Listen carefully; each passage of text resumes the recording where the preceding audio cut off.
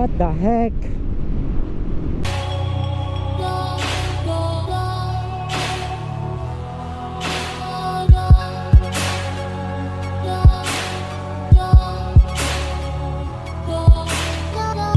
What's up guys? Maligayang pagbabalik ulit sa channel ko ano. Sa mga hindi pa nakapag-subscribe sa channel ko, mag-subscribe na kayo para updated kayo sa mga bago nating uploads ano.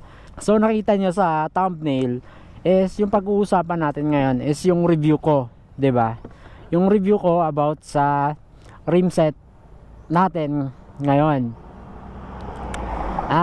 So nakita nyo naman sa first clip nitong episode na to, 'di ba? So nakita nyo naman kung gaano kabilis yung tinakbo ko kanina, mga around 80, 'di ba?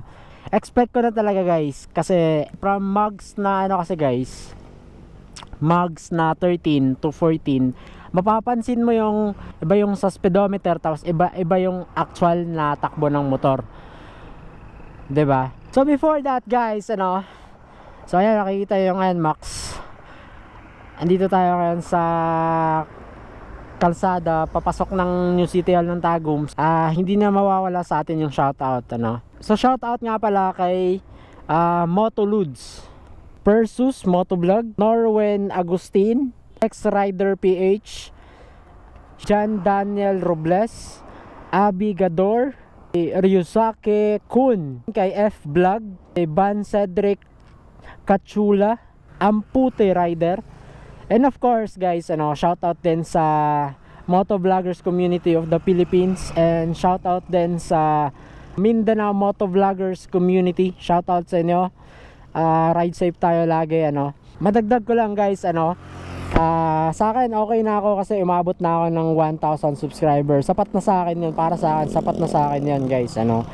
So sana guys, yung mga nakasubscribe sa akin ngayon, sana suportahan nyo rin yung mga fellow motovloggers ko na nandito sa Mindanao, para yun sa ano, kasi para yun sa motivation namin na sinusuportahan kami ng mga taga Mindanao, 'di ba?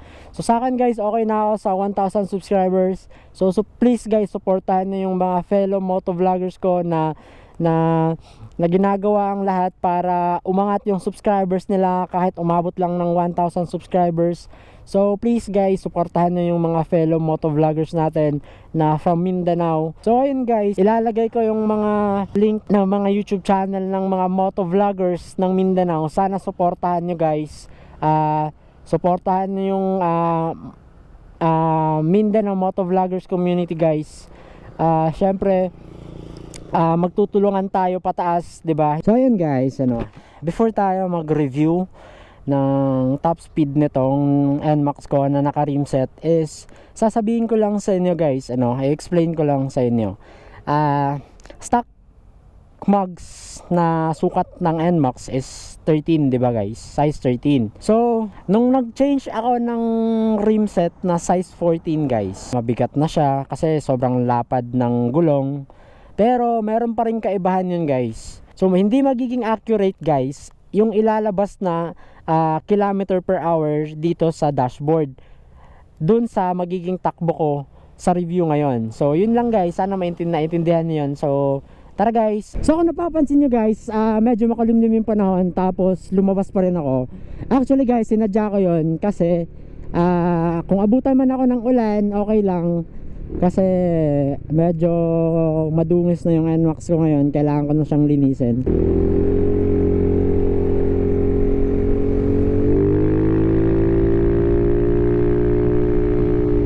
So ayan guys, napapansin nyo, nasa 60 kilometers 60 kilometers tayo guys. Pero ramdam ko yung hangin guys, sobrang lakas.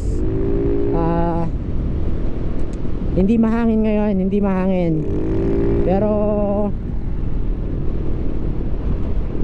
yung nakalagay dito 60 kilometers per hour, pero yung takbo ko guys, pansin ko hindi talaga siya 60 kilometers.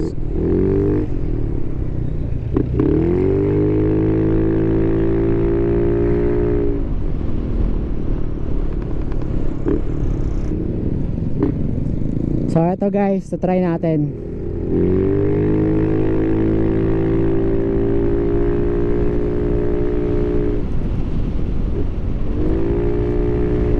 Grabe, nalulula na. Woo! Sarap.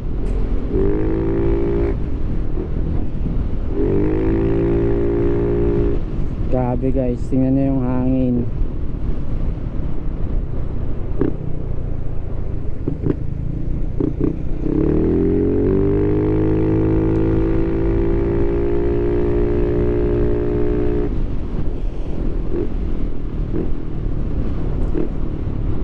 Kwento ko lang sa inyo guys, ano, hindi ako nakapag speed run nung naka rim 14 tayo, pero kwento ko lang sa inyo, mabuti pa yung asawa ko, naka top speed siya nung rim 14. Ang sabi na sa akin, naka top speed siya ng 113 dun sa rim set natin na Del Quebec. So titingnan natin kung lalagpas ba ng 113 yung magiging speed test natin ngayon. Diba, buti pa yung asawa ko guys. Naka 113 pa siya nung sa Del Quebec na rim set. Ako, ano lang ata ako, pinaka max ko sa Del Quebec na rim set is umabot lang ako ng 108. Yun yung top speed ko sa Del Quebec na rim set guys. Yung asawa ko 113 kilometers per hour. So explain ko lang sa inyo guys, ano, pasensya na nga pala sa mga previous ko na vlog. Sobrang pangit ng audio natin, parang nasa left lang ata, diba? Pasensya na guys, medyo nagkaroon lang ng konting sira yung microphone ko, and nakalimutan ko rin siyang i-adjust yung ano, audio channel. So ngayon guys, sana okay na yung audio natin ngayon.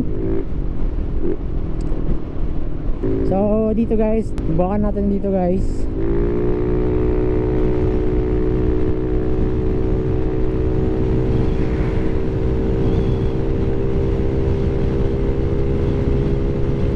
Grabe, hindi ko na makita. Wow! Ayoko, 90 kilometers ata yun. Pero parang hindi ko na makita yung harap.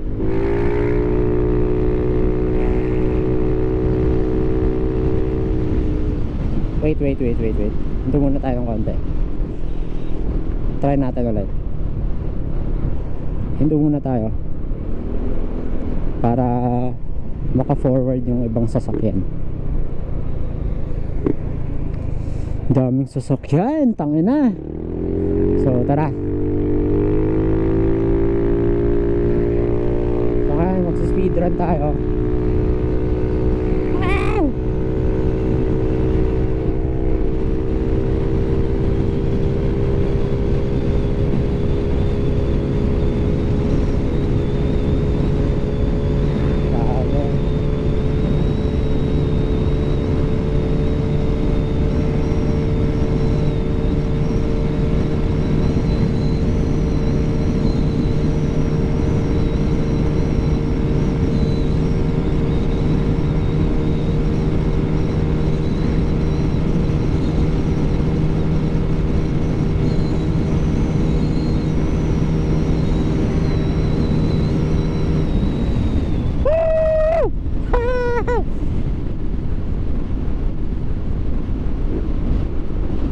Grabe. Woo! Top speed niya 112, 111 ata guys. Diba?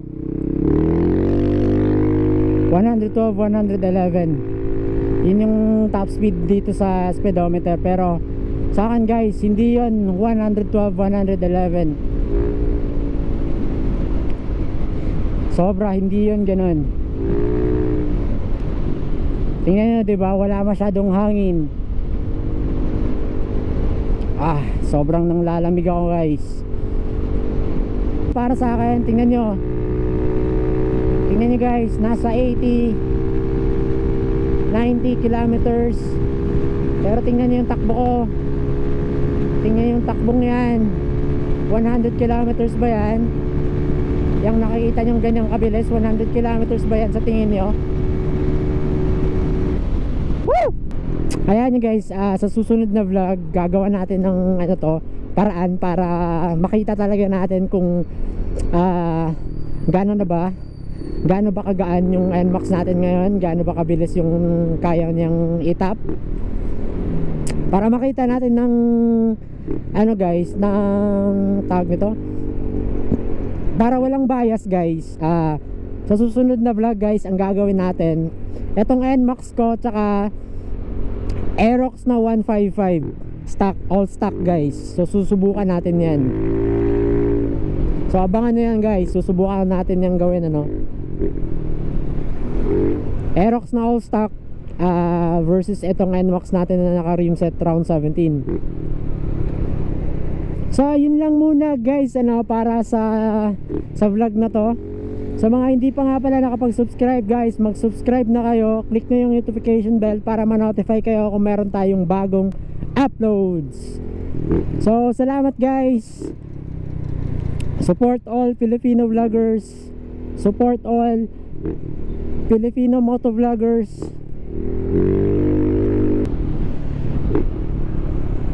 Ride safe lagi guys, ride safe.